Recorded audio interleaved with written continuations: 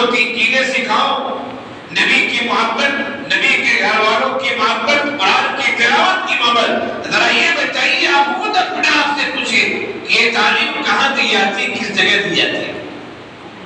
ابھی کل پرسوں کی بات ہے، ایک بچی نے مجھ سے بتایا 10ویں میں ہے، مسلمان مینجمنٹ کا اسکول ہے، SSC کا ایگزام دینے والی بچیاں۔ ایک بچی نے مجھے بتایا کہ مولانا میرے اسکول میں جو 10ویں کلاس میں بچیاں ہیں، اکثر بچیاں قرآن نہیں پڑھ سکتی، یا اگر قرآن پڑھیں تو صحیح نہیں پڑھ سکتی۔ بتائیے کتنے افسوس کی بات ہے۔ ٹھیک ہے آپ اسکول میں پڑھائیں، کالج میں پڑھائیں، تعلیموں کا منع نہیں، جہاں چاہے پڑھائیں، آپ کی اپنی مرضی۔ آپ اپنے بچے کو عالم بنائیں، مفتی بنائیں یا ڈاکٹر بنائیں، انجینئر بنائیں، یہ آپ کی مرضی۔ اس طرح سماج میں ایک عالم کی ضرورت ہے، اسی طرح سماج میں ایک اچھے ڈاکٹر کی بھی ضرورت ہے۔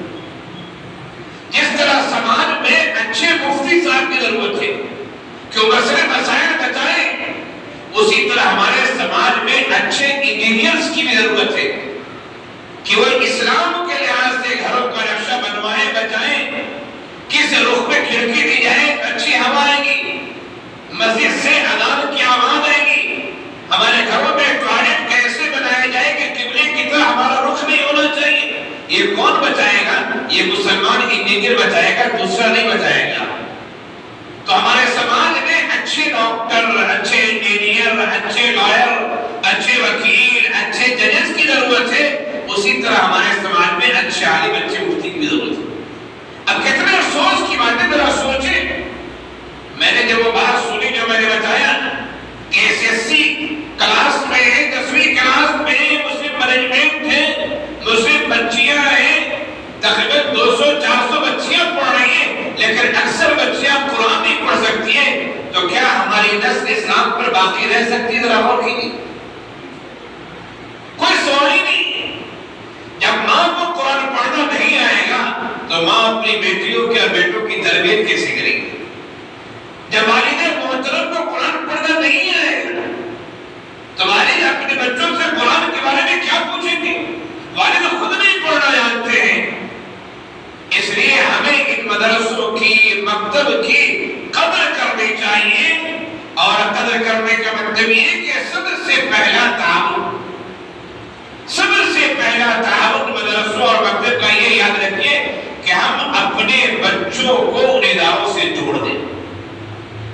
اگر آپ کے بچے اسکول میں پڑھتے ہیں اور آپ فل ٹائم مدرسے میں نہیں ڈال سکتے تو کم سے کم مغرب بعد جو ایوننگ کلاسز ہیں، جس کو مسائیہ کہتے ہیں، یا مورننگ کلاسز ہیں جسے سبائیہ کہتے ہیں، کم از کم 1 گھنٹہ 2 گھنٹہ اس میں لے لیں، تاکہ آپ کو بچہ قرآن صحیح پڑھ لے، وضو کرنا صحیح جان جائے، نماز پڑھنا صحیح جان جائے۔ میں آپ کو بتاؤں ایک واقعہ، سچا واقعہ ہے۔ تقریباً 8 سال پہلے میرے ایک دوست نے بتایا، اپنی فیملی کا واقعہ بتایا، میں سنا تو دنگ رہ گیا، اور اتنا افسوس کیا۔ میں نے کیا بتایا؟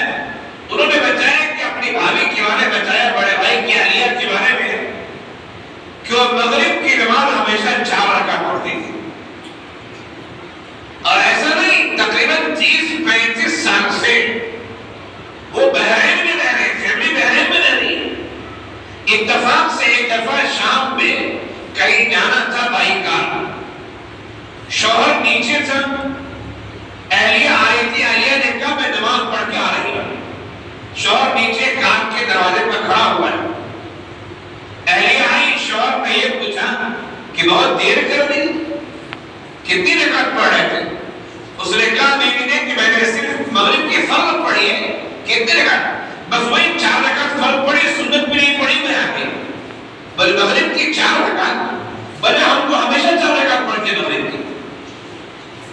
ارے اللہ اکبر، بتائیے، وہ تو اتفاق ہوا کہ شوہر نے پوچھ لیا، اور بتانے کہ 4 رکعت فرض پڑھی ہے، صرف سنت بھی نہیں پڑھی، جلدی میں بھاگ آئی ہوں، اور کہا کہ ہمیشہ 4 رکعت پڑھتے ہیں، تو نماز ہی نہیں ہوگی، نماز ہی نہیں ہوگی۔ بتائیے کتنے افسوس کی بات ہے. اللہ تعالیٰ قبول کر لے اس کی مرضی، لیکن شریعت کے احکام سے نماز کیا ہو؟ بہت افسوس کی بات ہے. ان مدرسوں اور ان مساجد اور ان مکتبوں کی ہمیں قدر کرنی چاہیے. جتنی زیادہ قدر کرے. قدر کیسے کرے؟ میں نے کہا سب سے پہلا کام یہ کیجیے کہ اپنے آپ کو مدرسے سے جوڑ دیجیے. اگر کوئی آدمی بڑے عمر کا ہے اور اس سے قرآن پڑھنا نہیں آتا ہے، مسئلے مسائل نہیں آتے، تو شرمانا نہیں چاہیے. دین کے معاملے میں شرمایا نہیں آتا. آپ مدرسے کے ذمہ دار سے یا مدرسے کے جو بڑے بڑے صاحب ان سے کہیے کہ مولانا تھوڑا سا وقت ہم بڑوں کے لیے خاص کر دیں. ایک کوئی کلاس روزانہ آدھے گھنٹے کی کلاس بڑوں کے لیے خاص کر دی جائے اور اس میں چھوٹے بچے نہ رہیں، کیونکہ چھوٹے بچوں کے گھر بڑے پڑھیں گے تکلف ہو جاتا ہے، ذہنی وزن ہو جاتی ہے. تو بڑے حضرات آئیں کوئی چکر روزانہ آدھا گھنٹہ، میں سمجھتا ہوں کہ 2 سے 3 مہینے میں انشاءاللہ قرآن پڑھنا ہے. اور اگر شرماتے رہے اور اسی حالت میں انتقال ہو گیا تو ذرا سوچیں کہ آخر قبر میں اللہ اور اس کے رسول کو کیا منہ دکھائے. اللہ کے رسول صلی اللہ علیہ وسلم قیامت کے دن شکایت کریں گے. اللہ کے رسول صلی اللہ علیہ وسلم کی سفارش تو ہمیں یاد رہتی ہے کہ نبی سفارش کریں گے اور نبی کی سفارش لے کر جنت میں جائیں گے. یقیناً سفارش کریں گے. آپ شفیع المذنبین ہیں، گنہگاروں کی سفارش کرنے والے ہیں. لیکن اللہ کے رسول صرف سفارش ہی نہیں، اللہ کے رسول شکایت بھی کریں گے. اور شکایت یہ کریں گے اللہ یہ میری قوم ہے، اس نے قرآن کو چھوڑ دیا تھا، قرآن کو طاقوں میں سجا لیا تھا. یہ میری قوم ہے جو قرآن نہیں پڑھتی تھی، قرآن کے معنی اور مطالب کو نہیں سمجھتی تھی. اللہ کے رسول شکایت بھی کریں گے. ہمیں اس بات کو بھی جاننا چاہیے. تو سب سے پہلا کام یہ کریں کہ مدرسوں کی اہمیت کو سمجھیے، اس لیے کہ ان کا رشتہ صدقہ نبوی سے ہے. اور اس کے ساتھ اپنے آپ کو، اپنی اولاد کو مدرسوں سے جوڑیے. کیسے جوڑا جائے اس کی ترتیب بنائیے، لیکن جوڑیے. یہ سب سے پہلا تعاون آپ کا ہوگا ادارے کا، مدرسے کا. دوسرا تعاون یہ ہوتا ہے مدرسے کو داخل رکھنے کے لیے ہمیں اس کی فکر ہونی چاہیے کہ آخر یہ طلبہ ہیں، دور دور سے ہیں، نزدیک سے ہیں، کہیں کے بھی ہیں، لیکن یہاں تو اللہ کے رسول کی سیرت کو پڑھیں، قرآن پڑھیں. آخر یہ طلبہ کھاتے پیتے کہاں سے؟ اس کے بارے میں بھی ہمیں فکر ہونی چاہیے. اور ہم سے جو ہو سکے، یہ نہیں کہ 1 لاکھ 2 لاکھ نہیں، ہم سے جو ہو سکے ہم ماہانہ 100 روپے دے سکتے ہیں، ہم ماہانہ 50 روپے دے سکتے ہیں، ہم ماہانہ 500 دے سکتے ہیں. اپنی سطح کو دیکھتے ہوئے ہر آدمی اپنی انکم اور اپنی سطح کو جانتا ہے. اپنی سطح کو دیکھتے ہوئے ایک معمول بنانے کے بھی دینا ہے. میں بتاؤں آپ کو، میرے کچھ دوست و احباب ہیں، وہ میرے پاس رقم جمع کرتے ہیں. میں خود جس مدرسے میں پڑھاتا ہوں وہاں جو غریب غربا بچے ہیں، تقریباً 12-13 بچوں کو ہر مہینے چاند کی تاریخ کے شروع میں کسی کو 100 کسی کو 150 روپے دیتا ہوں.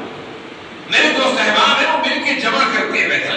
ایک بجٹ ہوتا ہے اور غریب غربا بچوں کو دے کے تقسیم کرتے ہیں. تو ہم اپنی آمدنی میں ماہانہ 100 200 400 500 نہیں نکال سکتے، آسانی سے نکال سکتے. تو دوسری چیز یہ کہ آخر یہ بچے کیسے ترقی کریں، کیسے کھاتے ہیں، کیسے پیتے ہیں، ہمیں اس کے بارے میں فکر مند ہونا چاہیے. اور تیسری بات یہ کہ ان بچوں کو اللہ تعالیٰ کی طرف سے ہمیں رحمت سمجھنا چاہیے. رحمت ہے، یاد رکھیے جس جگہ قرآن کی تلاوت ہوتی ہے وہاں رحمتوں کا خصوصی نزول ہوتا ہے. اور بعض لوگوں نے ایسی باتیں لکھی کتابوں میں، بعض باتیں ان میں سے صحیح بھی ہیں اور بعض فضائل کی قبیل سے کہ جس قبرستان سے حافظ قرآن میں میرے گزر جاتے ہیں قرآن پڑھتے ہوئے، تو قرآن پڑھنے کی برکت کی وجہ سے بہت سارے لوگوں کو جو عذاب قبر ہوتے ہیں اس میں تخفیف ہو جاتی ہے. دوستوں مدرسوں کی اہمیت کو سمجھیے، حفاظ کی اہمیت کو سمجھیے، اور ملک کی جو موجودہ